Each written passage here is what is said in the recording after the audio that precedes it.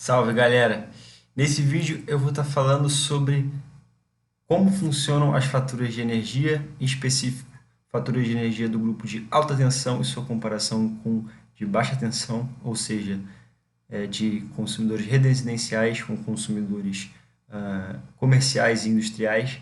E vou estar explicando o que cada parte dela significa, né, o que cada índice daquele traz de custos, de gastos para vocês, e em outra sequência eu vou estar falando sobre como diminuir isso, como acabar e otimizar os seus gastos com energia. Para isso a gente vai revisar alguns conceitos. Então é isso.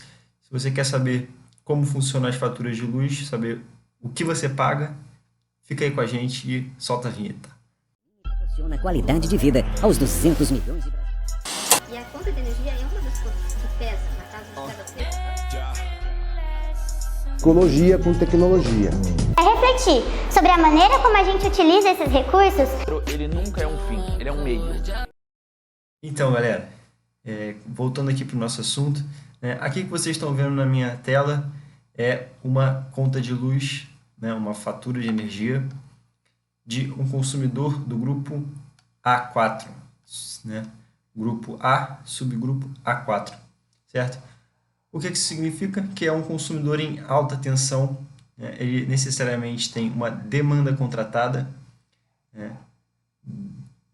aqui, ó, demanda ponta, demanda fora ponta, ele tem, computado o constante de reativo, a energia reativa dele e algumas questões, alguns outros índices, fator de carga, enfim. Ou seja, um monte de nomes aí complicados que não tem, se vocês observarem, uma fatura do grupo B, ou seja, um consumidor residencial, como é essa fatura aqui, certo? Eu estou deixando os dados de consumidor de fora porque eu não quero expor ninguém, certo? Então, esse aqui é um consumidor residencial convencional, certo? Como vocês podem ver, a sua conta de luz dele sai aqui na média dos R$ 200 ou próximo disso. Isso aqui a gente está falando de um consumidor aí que está consumindo na base total aí no valor de R$ 23 mil. Vou mostrar algumas outras contas, R$ 76 mil. Ou seja, vou falar sobre essa diferença. Então, para isso, eu preciso fazer uma revisão com vocês de alguns conceitos. Primeiramente, a gente vai falar sobre energia reativa, certo? Nas suas duas modalidades, indutiva e capacitiva, certo? O que é energia reativa? Muita gente que não é da área da elétrica, técnico ou engenheiro desconhece esse nome e pensa que só existe, que a energia é uma coisa só. Quem já estudou um pouquinho mais sabe que ela é um fluxo de elétrons, e quem já estudou um pouquinho mais sabe que essa energia ela pode estar em corrente contínua ou em corrente alternada.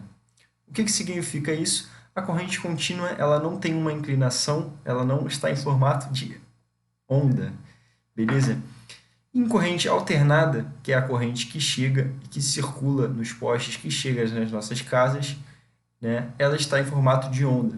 E essa onda ela é composta de duas partes. Uma parte que a gente chama de ativa e outra parte que a gente chama de reativa, beleza? E o total delas, que é a potência aparente.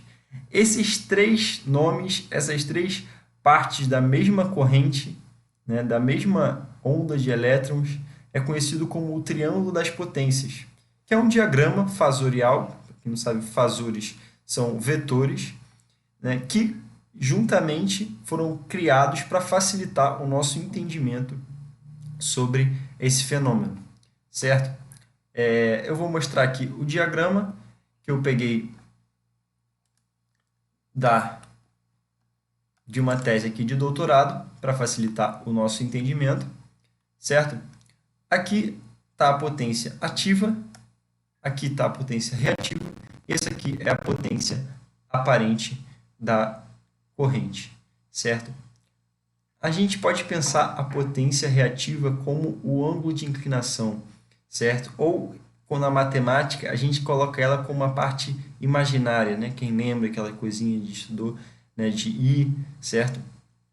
E o que ela significa? Ela vai significar uma potência aparente, ela vai mudar a quantidade de energia que é possibilitada de chegar a algum local. Então, o que significa? Que esse valor aqui, apesar dele não afetar o nosso consumo ativo, né, ele afeta a quantidade de potência que circula numa linha de transmissão. Ou seja, se tu tá consumindo potência reativa ou produzindo potência reativa na tua indústria, o que acontece? A quantidade de potência que passa pela linha de transmissão ou a linha de distribuição, ela vai diminuir em certo tempo, certo? Então, é isso que tu tem que entender. Por quê? Porque lá, se lembra? Lá a gente viu, e alguns clientes aí se deparam com isso aqui, ó, energia reativa excedente, certo? O que aqui no caso desse cliente, desse consumidor, é bem baixa, né, dado o preço dela. Mas se a gente pegar esse cliente aqui, né, a gente vai ver que o total de energia reativa que ele está pagando já beira os R$700 por mês aqui, que começa a ficar significativo, não é mesmo? Então, eu não vou entrar muito fundo, né, na explicação física, na explicação matemática sobre energia reativa, mas o que vocês precisam entender é que existe uma cobrança da concessionária pela essa energia excedente, porque ela está alterando a quantidade de energia que a concessionária consegue colocar no sistema e fazer o trabalho dela, que é distribuir a energia, certo? Então, nada mais justo que ela cobre por isso. Beleza? Então, entrando aqui só para que a gente entenda algumas coisas mais da conta. Por exemplo, essa conta aqui da Enel, só para vocês não acharem que essa aqui é só conta de uma concessionária, da Celesc. Aqui nessa conta da Enel, por exemplo, a gente vai ver energia reativa, capacitiva e indutiva, certo? O que isso significa, né? A energia reativa ela pode se manifestar de dois formatos, certo? A energia indutiva, ela tá, como o nome diz, ela induz a corrente, certo? E essa indução, ela é provocada por o quê? Por motores, por fornos a arco, certo? Por transformadores, né? Então, é cobrado diferencialmente, é cobrado em específico durante o dia. Por essa energia, ela tem um preço mais caro durante o dia, certo? E a energia reativa capacitiva, que ela capacita, ou seja, essa energia ela está fluindo no sentido contrário. Ela está fluindo no sentido da rede e ela é cobrada mais cara, ela tem uma tarifa mais cara no período da noite, porque é o período em que mais tem a energia reativa capacitiva, o que atrapalha a rede, e durante o dia é cobrada mais cara a energia reativa indutiva, porque é o período em que mais tem energia reativa sendo consumida pelos equipamentos ligados à rede, certo? E especificamente das unidades consumidoras que estão ligadas. Beleza, então a gente falou sobre energia reativa. Agora a gente pode falar sobre o segundo tópico, o tópico de demanda de energia. Beleza? O que é a demanda de energia, né? Quando a gente vem aqui numa conta de luz, a gente vê aqui, ó, uma demanda de ponta, fora ponta, e uma demanda de ponta, certo? A demanda, ela vai significar o valor estipulado pelo consumidor junto à concessionária ou junto ao fornecedor de energia, caso essa unidade consumidora esteja no Mercado Livre. Ontem eu falei um pouco sobre o Mercado Livre, eu vou colocar aqui para vocês um link. E lá vocês podem saber um pouco mais sobre demanda, certo? Mas basicamente a demanda ela tem que estar num valor, o valor ótimo dela é um valor máximo que chega o teu consumo em qualquer dia do mês, certo? Ela é traçada uma demanda mensal, certo? Embora ela possa, né, ser sazonal, não vou confundir muito aqui com vocês, mas você pode ter 2 patamares de demanda ao longo do ano. Por exemplo, se tu é uma instituição de ensino superior privada, de dezembro e janeiro, tu vai colocar uma demanda menor, porque o teu nível máximo de consumo não vai atingir os mesmos valores que você atinge durante o ano, como está com aula, todos os ar-condicionados ligados e demais equipamentos. Então, a seguinte parada, a demanda ela vai ser esse ponto máximo, ou seja, existe uma demanda ótima que ela vai ser obtida analisando o histórico de consumo desse cliente, beleza? E por que a gente vê isso também? Assim como é cobrada energia reativa, a demanda ela é cobrada, beleza? Ela tem o valor dela aqui, no caso, o cliente ele tem a demanda de 800 kW, ele paga um valor de R$ 21,00 por quilowatt, o que dá o valor mensal de R$ 17.061, que ele paga de demanda, beleza? Por que isso é importante? Primeiro, tu não quer uma demanda muito alta, muito acima do teu consumo máximo, porque senão você está pagando desnecessariamente.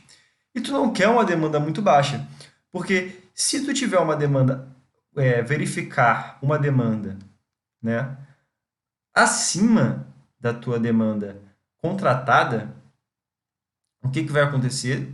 Além de você pagar você vai também pagar uma multa, certo? Então, o seguinte,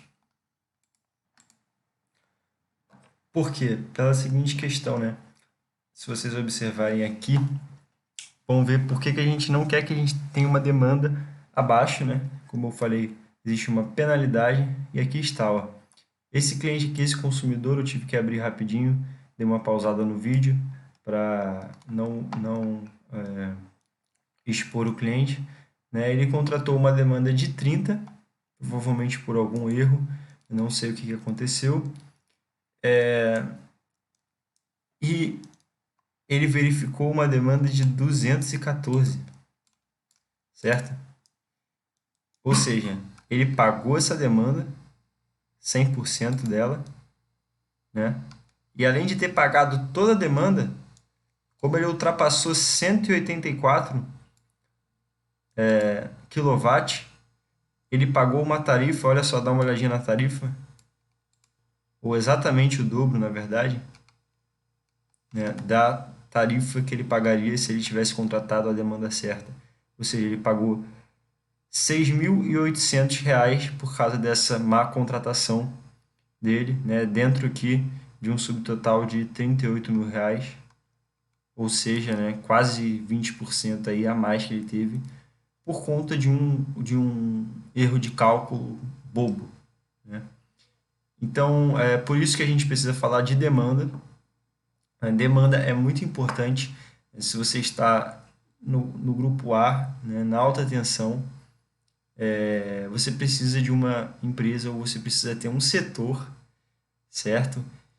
Que vai fazer essa análise de demanda, qual que é a demanda ótima, beleza?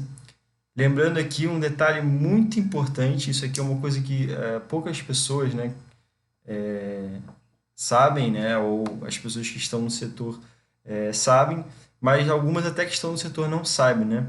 Você pode ter uma ultrapassagem de até 5% sem pagar essa multa por ultrapassagem, né? Ou seja, o que isso significa? Aqui ele verificou uma demanda de 214, certo? Se a gente ver quanto que é 5% dessa demanda, a gente vai encontrar o valor de 10,7. O que significa que se ele tivesse a demanda contratada de 200 se ele tivesse a demanda contratada de 204, certo? E verificasse essa demanda aqui, né? Ele iria apenas pagar essa demanda aqui de 214. Beleza? Então, funciona assim a parte de demanda. Vamos continuar aqui para a questão de ponta e fora ponta. Isso aqui mais pessoas conhecem, né? Já estão mais familiarizadas. O que é a ponta e a fora ponta? É um sistema estipulado pelo governo, uma estratégia energética, certo? Uma política energética que diferencia, né, os valores de ponta e de fora ponta. Beleza? Por exemplo, aqui nessa conta de consumidor de baixa tensão, vocês vão ver que tem dois valores aqui, certo? Um valor é do horário de fora ponta e outro valor do horário de ponta. Horário de fora ponta vai das 9 da noite até às 6 da tarde do outro dia. O horário de ponta vai das 6 da tarde até às 9 da noite. Por quê? É o horário que lá atrás, hoje já não é mais assim, mas não há uma diferença ainda tão grande, era o horário que tinha mais consumo de energia elétrica, que é o horário que as pessoas estão chegando em casa, ligando seus chuveiros, quando há ar-condicionados. Hoje já não funciona mais dessa forma, tá? Com a evolução da indústria, das atividades comerciais, de serviços, isso já cambiou, já mudou. Mas ainda temos a ponta dessa forma, porque a diferença é bem sutil, tá? E essa consumo durante o dia produtivo, ele é mais espaçado, beleza? Então, aqui a gente tem uma diferença pequena entre valor de ponta e fora ponta, mas se a gente observar aqui, ó, deixa eu dar o zoom aqui para vocês verem melhor. Se a gente observar aqui, por exemplo, nessa fatura aqui do grupo A, o cliente ele paga na fora ponta 49 centavos e na ponta ele paga R$ 1,67, certo? Então, é mais de 3 vezes mais aí a tarifa. Ou seja, uma operação, um dia a dia focado em colocar o teu consumo maior fora da ponta é muito inteligente. É muito inteligente. Isso faz uma total diferença, tá? Como eu falei, nos próximos vídeos eu vou estar falando de formas de como diminuir ao máximo esses valores aqui de energia reativa, esses valores de consumo, de demanda. Eu já dei algumas palhinhas aqui, mas eu vou falar isso mais especificamente, né, como combater esses gastos excessivos, certo? Focado em demanda, em consumo ponta e fora ponta, em energia reativa, excedente, e em modalidade tarifária, que é o nosso próximo assunto aqui, voltando, né, a nossa próxima revisão de conceito, que é a modalidade tarifária. O que significa, o que é a modalidade tarifária? A modalidade tarifária é as modalidades de tarifa as quais você, consumidor, pode escolher. Hoje, no Brasil, existe a possibilidade de escolher de qual forma você vai ser debitado o formato de tarifa, e isso basicamente vai influenciar nas tarifas pagas aqui, ó, consumo ponta e consumo fora ponta, certo? Como eu tinha mencionado anteriormente. A tarifa de demanda, escrevi aqui no quadro, a modalidade tarifária para consumidores A, ela pode ser escolhida entre azul ou verde. O que isso significa, galera? Basicamente, isso vai influenciar no valor pago, como eu comentei, em ponta e fora ponta. Beleza? A modalidade azul, ela vai ter dois valores, um para consumo em ponta e outro para consumo fora ponta, certo? Então, azul tem uma tarifa para ponta, para consumo ponta, e uma tarifa para consumo fora ponta. E ela possui também uma tarifa para demanda ponta e uma tarifa para demanda fora ponta. Para quem que isso é bom, né? Isso é bom para os consumidores que têm um valor muito diferente em ponta e fora ponta. Basicamente, se você tem um consumo fora ponta muito alto, você vai preferir esse tipo de tarifa, certo? Por quê? Porque esse tipo de tarifa ele tem um valor para consumo em ponta, que sempre vai ser um valor mais alto, muito mais alto, mas ele vai ter um consumo, um valor de fora ponta, né, bem mais baixo também. Ou seja, se a tua demanda em fora ponta, né, se o teu consumo e demanda em fora ponta são muito maiores do que o teu consumo em ponta, se o teu consumo em ponta é desprezível, ou seja, chegou 6 da tarde ali, já está praticamente tudo fechado na tua indústria, não tem mais quase nada ligado, vale a pena você ter essa tarifa, né? E a verde, né? A verde, você tem uma tarifa para consumo ponta, uma tarifa para consumo fora ponta e uma tarifa para demanda em qualquer horário.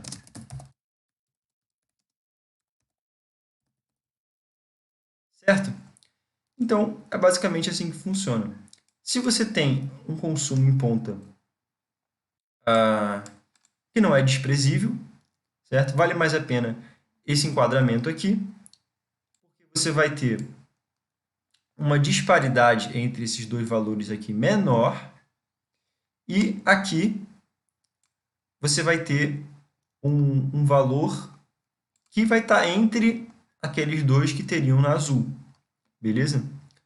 É basicamente isso, galera, o que eu queria revisar com vocês, né? Vamos voltar ali para a nossa análise das contas, beleza? Eu vou começar por essa conta aqui. Nessa conta aqui, eu queria falar com vocês sobre a demanda, né? Como vocês podem ver, aqui está a demanda verificada, né? E aqui você pode ver a demanda nessas linhas aqui, ó. Isso aqui significa demanda fora e demanda ponta, certo? Se você seguir essa linha aqui até o final, né? Esses dois valorizinhos aqui, certo? Esse aqui é a demanda ponta. Esse aqui é a demanda ponta de 301, basicamente 302, esse valor aqui, né?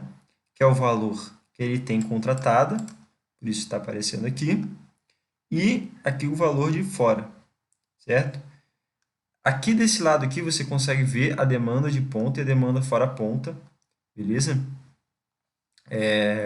Que você pode observar, né? Então aqui o que eu queria trazer para vocês? Eu queria mostrar isso aqui, né? Que o consumo de demanda dele, o consumo máximo que atingiu, foi bem inferior ao valor contratado, beleza? E repara aqui, ó, que isso aqui é uma instituição de ensino, tá? De um mês de aulas normais, certo?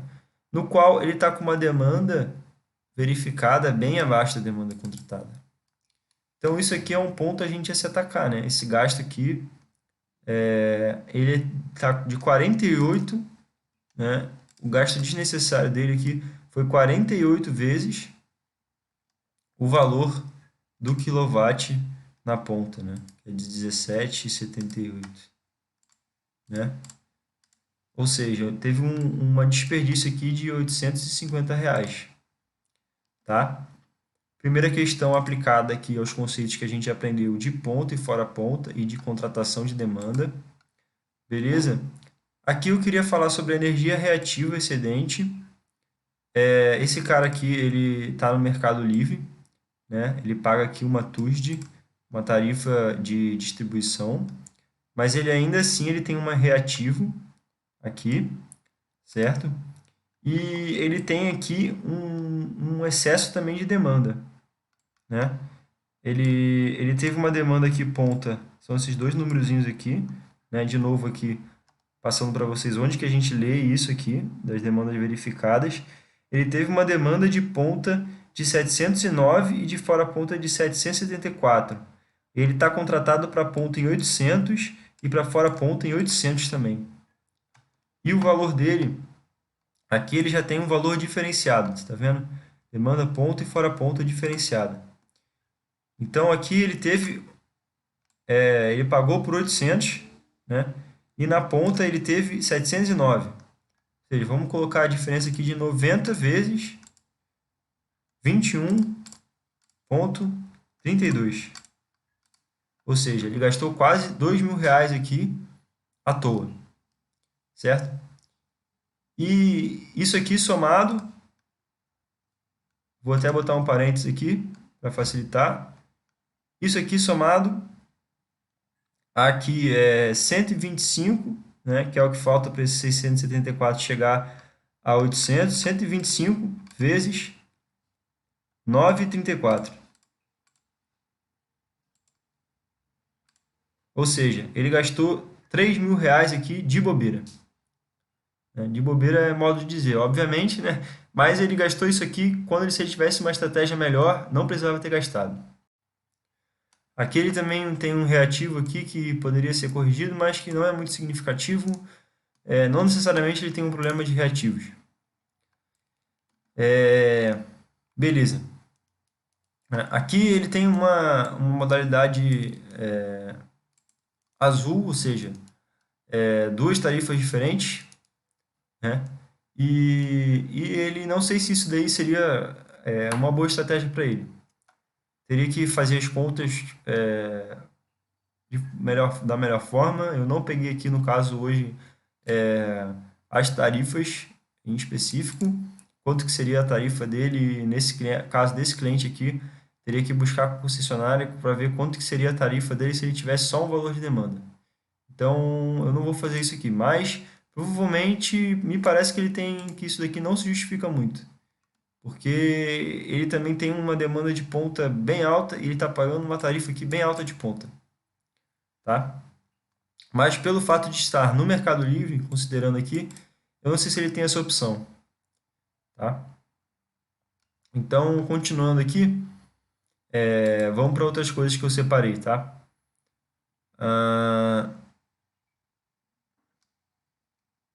Aqui só para mostrar, tá? De novo, esse aqui é o mesmo cliente, tá? Dá para ver aqui pelo 800. Quanto que ele verificou na ponta? 568 e fora a ponta de 554. Ou seja, de novo, a demanda dele verificada está muito mais baixa do que a demanda dele contratada.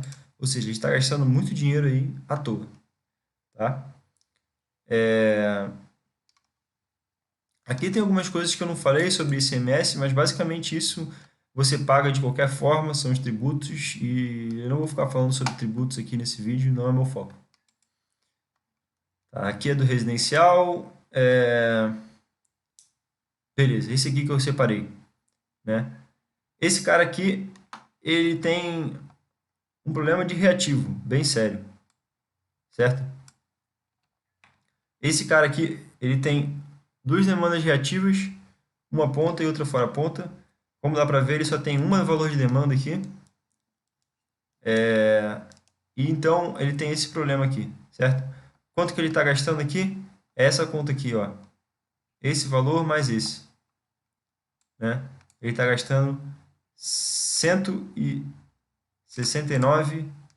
2.77 mais R$500 de reativo. Isso daí totalmente evitável, é uma mudança com um payback bem baixo, de tempo bem baixo, já resolveria isso daí. Eu vou falar sobre isso no próximo vídeo, como resolver cada um desses problemas no final de semana que vem.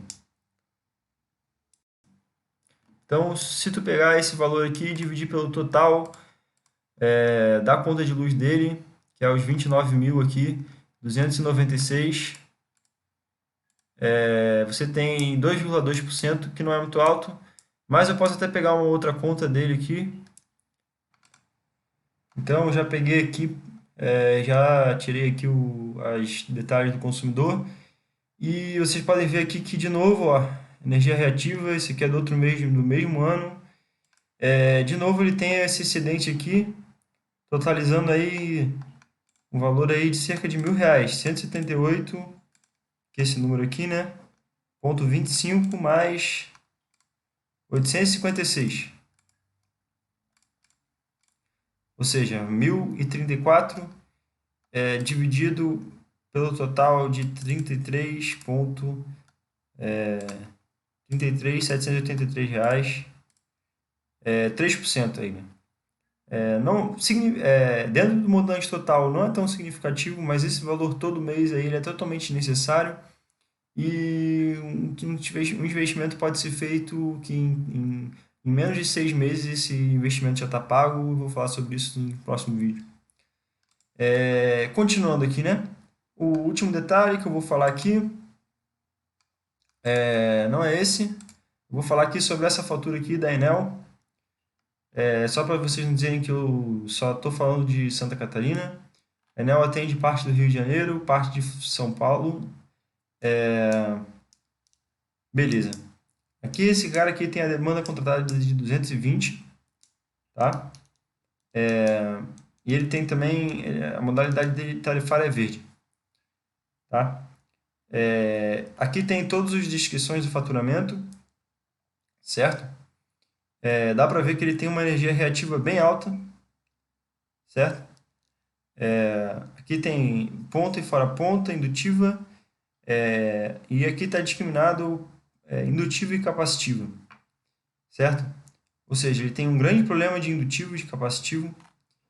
Esse cara, ele tem essa demanda de 220, e se você comparar com esse cara aqui, tem uma demanda maior, ele tem uma alíquota, um valor de imposto de 7.324, e além disso ele tem um consumo total de 48.000 kWh, que é muito maior do que esse cara aqui, que eu estava mostrando, da Enel, e ele só teve uma conta de cerca de 7.000 a mais, 6.000 basicamente, porque esse cara aqui chega a 24.000, e aqui ele tem um consumo muito menor, ou seja, considerando somente o consumo, o consumo desse cara aqui é de 30% a menos, ou seja, isso aqui é 70% do valor da outra conta, e o consumo dele, o valor de conta dele é de 24.000 aqui, dividido por 30.000, o consumo dele, o valor da conta dele é de 80%, ou seja, aqui o cara tem 30% a mais de consumo, mas a conta dele tem um valor a mais só de 20% a mais. Ou seja, esse cara aqui está pagando muita coisa que ele não precisaria estar pagando, né? Ele tem uma energia reativa gigante, de ponta e fora ponta, né? Num valor total aqui, né? Bem alto, né? De R$9.000 é o valor de reativo dele. Ele está com um problema de reativo gigante, certo? Então é isso, galera. Hoje, basicamente, eu acabei trazendo contas de problemas de demanda e de reativo. Mais para frente eu vou falar também no impacto real. Aqui eu trouxe impactos reais dessas duas estratégias. E eu vou falar também sobre impactos reais de modalidade tarifária. É importante falar para vocês porque está na conta e porque tem muita importância na composição geral da conta. Mas hoje eu não trouxe valores porque é necessário pegar qual que seria o valor na modalidade tarifária diferente, qual que seria o valor da tarifa em comparação para poder fazer isso, porque isso não é mostrado aqui na conta, certo? Então, eu teria que pegar isso na concessionária. Então é isso, galera. Satisfação de estar fazendo aqui esse vídeo para vocês. Foi bom para mim porque eu também reforcei esses conhecimentos, é algo que eu estou ligando no meu dia a dia. Isso aqui são clientes que a gente apresentou proposta, alguns se tornaram realmente clientes nossos, outros não, mas eu não estou identificando eles aqui. E valeu, galera. Tamo junto. Comenta aí embaixo e toca a fita. Valeu!